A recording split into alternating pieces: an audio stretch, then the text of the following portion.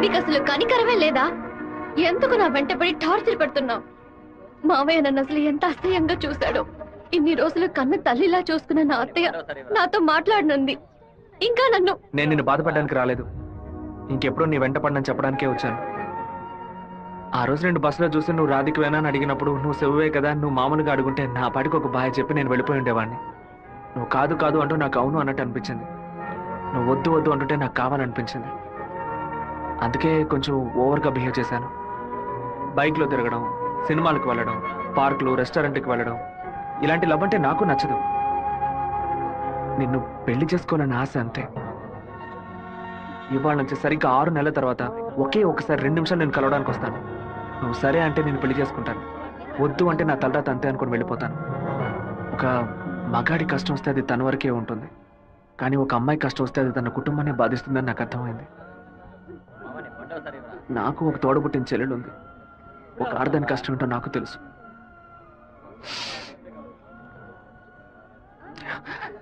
నిన్ను రెస్టారెంట్ కంపల్ చేసి పిలవడం నా తప్పే, క్షమించు. రాధిక, అమ్మా, మీ నాన్నగారు పోయి ఈ రోజుతో 10 ఏళ్లు పూర్తయ్యాయి. కానీ ఈ 10 ఏళ్ళు 10 నిమిషాల్లా గడిచిపోయాయి.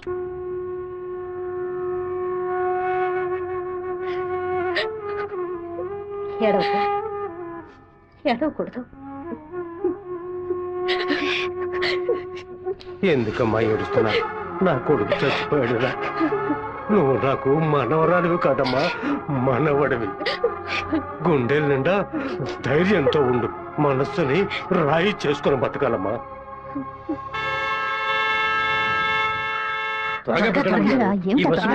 మళ్ళీ 1 బస్కి వెళ్ళాలి. దాన్ని ఆడ పెద్ద సమస్యగా ఆయన నన్నే చూస్తున్నట్టు పిరికి వెద్దవి కనుక నీకెవడు పిల్లని ఇవ్వడం లేదు, అర్థమైందా? నాకేవు, నేను తీసుకొస్తాను, నువ్వు పద పద. అందరం కలిసి ఒకసారి మాట్లాడుకుందాం. అప్పుడు కూడా కుదరకపోతే తర్వాత చూసుకుందాం. గంగా, ఏంటా నడక? పిల్లి నడుస్తుంది, కుక్క నడుస్తుంది, కొత్తగా నానాడ గురించి అడుగుతున్నారేంటి? సరే, వాడి సంగతి అలా ఉంచు. ఆ సుబ్బారావు కూడా చేపల పులుసు పట్టుకుని అటు ఇటు తిరుగుతున్నాడే, వాడి సంగతి ఏంటి అంట? చేపల పులుసా? అయ్యో, ఏవే, నువ్వు పెట్టే చేపల పులుసు వాసన నాకు తెలియదా? లేదా క్యారేజీలో తీసుకెళ్లేటప్పుడు చప్పుడు రాదా? మన శివకేనండి, ఎప్పుడైనా చేపల పులుసు పెడితే బస్సులో పంపిస్తాను. కొర్రమీన తలముక్కంటే వాడికి మహా ఇష్టం. నీకు అసలు బుర్రా బుద్ధి ఉందా అంట? ఆడు పాడికి దాన్ని అక్కడ పక్కన పెట్టి బస్సు తోడుకుంటూ ఉంటాడు. మన గిట్టనోడు ఎవడైనా ఆ పులుసులో ఏదైనా కలిపితే ఏం చేస్తావు? నాయనో, ఇందులో ఇన్ని మతలపులున్నాయా? భోంచేయి బావా, భోంచేయి. ఈ మండు టెండలో ఇంతసేపు వెయిట్ చేసి కష్టపడి భోజనం తీసుకొచ్చావు కదరా, నువ్వే ముందు తినాలి. ఎంత నువ్వు నన్ను కోపంలో చావు బాదిరా. భోజనం విషయంలో మాత్రం ఇంత బోళాగా ఉంటావు అనుకోలేదు. నీ ప్రేమకు అసలు ఎలలే లేకుండా పోయాయి. నీ ప్రేమకు నేను ఎప్పుడు బానిసగా ఉంటాను రా. ఏంట్రా సత్తిగా, భోజనం బాగా రుచిగా ఉందా? అమ్మగారు చేతి వంట కదా, మరి మైకం వచ్చేలాగేమి లేదు బావా. ఈ కళ్ళు తిరగడాలు అలాంటిదేమైనా? ఎందుకు అలా అడుగుతున్నావు? ఏం లేదు, చాలా దూరం నుంచి భోజనం వస్తుంది కదా, మన శత్రువులు ఎవరైనా విషం గిషం కలుపుకుంటే అయిపోతాను కదా, అందుకే ముందు నీ మీద టెస్టింగ్ చేశా. అరే దుర్మార్గుడా, నువ్వు పెట్టిన భోజనంలో ప్రేమ ఉంటుంది అనుకున్నాను, ఇలా పాయిజన్ ఉంటుంది అనుకోలేదు. 100 మైళ్ళు దాటుకొని భోజనం వస్తుంది, మీరు ఇంకేం బాగుపడతారా? ఒక తల పీసో లెగ్ పీసో తింటావా? పులి కాకలేసిన పిజ్జా తిందో. అయితే పెప్సీ తాగుతుందా? కూడబెట్టిన డబ్బంతా పోగేసి స్థలం కొన్నానే. 7 లక్షలు నమ్ముకునే కదా మన భవిష్యత్తు ఉంది. ఈ నోటీసు చూసిన తర్వాత నేను సగం చచ్చిపోయాను. ఏమిటండి ఇలా మాట్లాడుతున్నారు? అయిపోయింది, ఇంకా మన పిల్లల భవిష్యత్తు అయిపోయింది. ఏంటి క్లాస్ రాకుండా ఇక్కడ కూర్చున్నావు? ఇంట్లో ఒకే ప్రాబ్లం. కొన్ని రోజుల క్రితం మా మావయ్య ఎయిర్పోర్ట్ దగ్గర 2 గ్రౌండ్ల స్థలం కొన్నారు. సడన్ గా ఆ ల్యాండ్ ని తీసుకుపోతున్నారని గవర్నమెంట్ వాళ్ళు నోటీస్ ఇచ్చారు. మా ఫ్యామిలీలో అందరూ చాలా బాధపడుతున్నారు. అది సరే, ఎవరి దగ్గర స్థలం కొన్నారు? శివ, చెప్పు జయంతి. నేను నీకు విషయం చెప్పినట్టు రాధికాకు తెలియదు. సరే, నేను చూసుకుంటాను. దొంగ చటక ఎందుకులా తలుపు గడియ పెడుతున్నారు? రేయ్ మామా, రేయ్ ఏంట్రా బొత్తిగా మర్యాద తగ్గుతుందా? ఆ ఎయిర్పోర్ట్ పక్కన ఉన్న ప్లాట్ ని ఎవ్వరికి చూపించొద్దు అని చెప్పాను కదా. నువ్వేమో 2 ఏళ్ల క్రితం రామనాథం అనే వ్యక్తికి అమ్మావు. ఎయిర్పోర్ట్ అక్విజిషన్ నోటీస్ చూడగానే వాడు కుటుంబంతో పాటు ఊరేసుకుంటారని తాడుకోవడానికి వెళ్ళాడు. బాగుపడతావా నువ్వు? వాడు మాత్రం ఆ స్థలం కొన్నాడా? మొత్తం 160 మంది కొనుక్కున్నారా? వాళ్ళ గురించి నాకేం దిగులేదు. ఇతని సంగతి ఏంటి? నేను తీసుకున్న ఇంట్రీమ్ స్టేని ఎయిర్పోర్ట్ అథారిటీ కొట్టేసింది. హైకోర్టుకి వెళ్ళి పర్మనెంట్ స్టే తీసుకుంటే సరిపోయా. నీతో ఇలా మాట్లాడితే వర్కౌట్ అవుతుంది కానీ రే సత్తిగా జేసీపీ సత్యమూర్తికి ఫోన్ చేస్తాను. ఏమావా పోయిన సంవత్సరం మన ఊళ్ళో ఇల్లు కట్టావే, ఎంత అయింది? 20 లక్షలు. ఎందుకు అడుగుతున్నా? ఆ 20 లక్షల్ని 4,000తో నేలమట్టం చేస్తాను చూడు. ఏంది? 6 గంటలు జేసీపీ రెంట్ 3,000, 500 బయట 500 డీజిల్. నేను ఓకే అంటే కొంచెం ఏంద్ర నువ్వు అనేది? జేసీబీ సత్యమూర్తి అన్నానా? ఒక 6 గంటల సేపు జేసీబీ కావాలి, కొంచెం లైన్ లో ఉండండి. కుదరదని ఎక్స్ట్రా చేసావనుకో జేసీపీ ఇంట్లోకి ఒక ఇంటిని కూల్ చేయాలి, డీజిల్ పోసుకొని రెడీగా ఉండండి. కొత్తలే కానీ వాస్తు బాగోలేదు. ఇప్పుడు నేను చేయమంటావురా? ఏడుస్తున్న రామనాథం నవ్వాలి, లేదు డీజిల్ పోసుకొని రెడీగా ఉన్నారట. ఫోన్ పెట్టరా ముందు. ఇలా చూడండి సార్, 2 ఏళ్లకు ముందు ఆ స్థలం 7 లక్షలకు కొన్నారు. ఇప్పుడు దాని విలువ 10 లక్షలు ఉంది. నేను కాదంటోలా, కానీ నేను 8 లక్షలే ఇవ్వగలను. మీ ఒరిజినల్ డాక్యుమెంట్లు ఇచ్చేసి ఈ అగ్రిమెంట్ లో సంతకం పెట్టండి. మినిస్టర్ చేత రికమెండ్ చేసి ఉంటే పోయి ఉండేది. పోయిపోయా కుర్ర కుంకల చేత సెల్ ఫోన్ లో జేసీబీ మిషన్ పెట్టుకున్నారండి. చెప్పు రాధిక, మా ల్యాండ్ ప్రాబ్లం సాల్వ్ అయిపోయింది. ఆ ఓనరే స్వయంగా వచ్చి డబ్బు చెల్లాడు. ఎవరు రికమెండ్ చేశారు.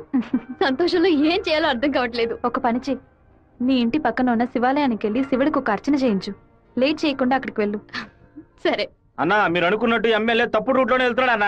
నదిలోంచి ఇసుక తీసే క్వారీ కాంట్రాక్ట్ ని ముద్దు కృష్ణ అనే బినామీ పేరుతో వీడే నడుపుతున్నాడు. రోజుకి 250 లోడ్లే తీయాలయ్యా, కానీ వీడు 450 లోడ్ల దాకా తీస్తున్నారు.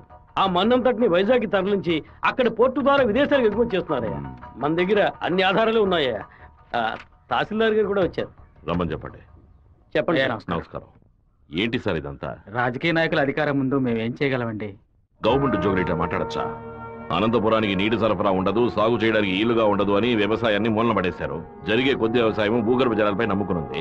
ఏటి పనులను శుభ్రంగా ఊడ్చేస్తే బోర్లో నీళ్ళు ఎక్కడి నుంచి వస్తాయి? భూమాత దగ్గర నుంచి మట్టి దోచేయడం అనేది కన్న తల్లి దగ్గర గర్భసంచిని దోచుకోవడంతో సమానం. ఇప్పుడు ఏడన్నాడు రాష్ట్రముడు. ఇప్పుడు వెళ్ళి అడిగామనుకో అమ్మ మీద ఒట్టేసి నాకేం తెలియదు అంటాడు. ఎందుకంటే బినామీ పేరు మీద వ్యవహారం సాగుతుంది. కొంచెం ఓపికగా ఉంటే వాడిని ఎలాగోలా పట్టుకోవచ్చు. సరే అన్నా, నీ గురించి మెసేజ్ వచ్చింది. ఏమనొచ్చిందిరా? పీ ఫర్ పొరమోకు, ఈ ఫర్ ఎద్దు, టీ ఫర్ తీపు, E for enemy, R for rowdy. ఎవరు పంపింది? సెకండరీ అశోక్ అన్న. అశోక్ ఎక్కడ వాడు? ఇక్కడే ఉన్నాడన్నా. నువ్వేనా అశోక్ అంటే? ఏమన్నా మెసేజ్ పంపా? ఎవరు వసంత అంటే? ఎవరు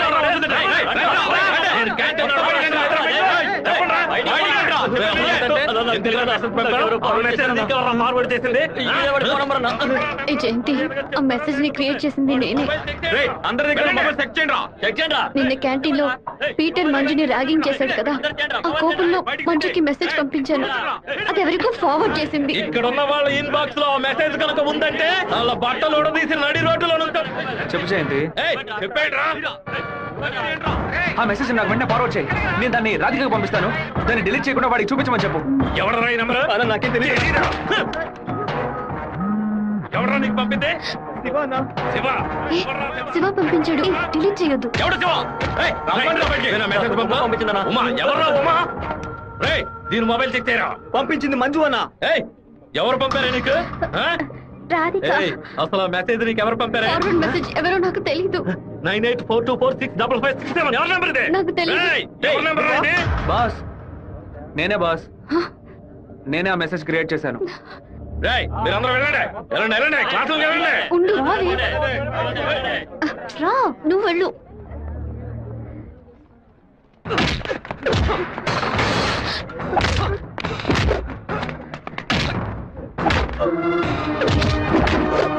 నేను వెళ్ళి నిజం చెప్పేశాను. వదులు. నిజం చెప్తే నీ డ్రెస్ చింపేస్తాడు. పర్వాలేదా? రా.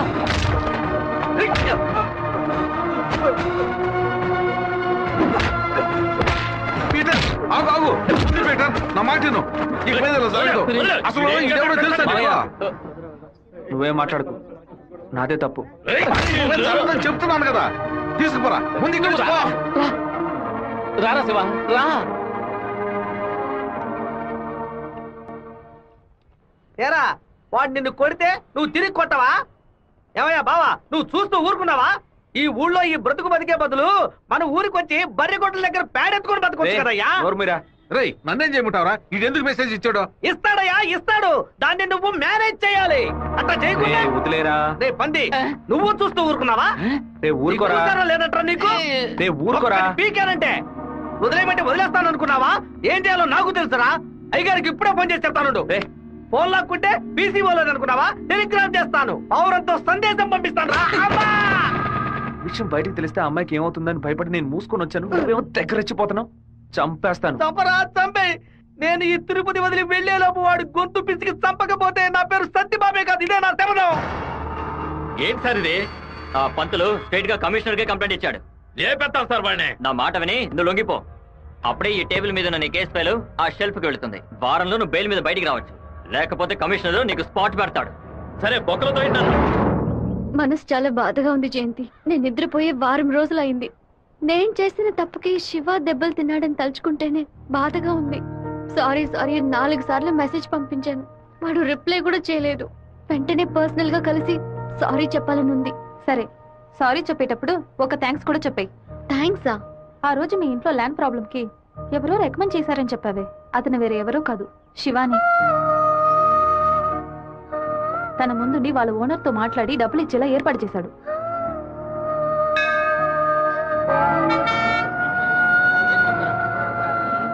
రాధిక,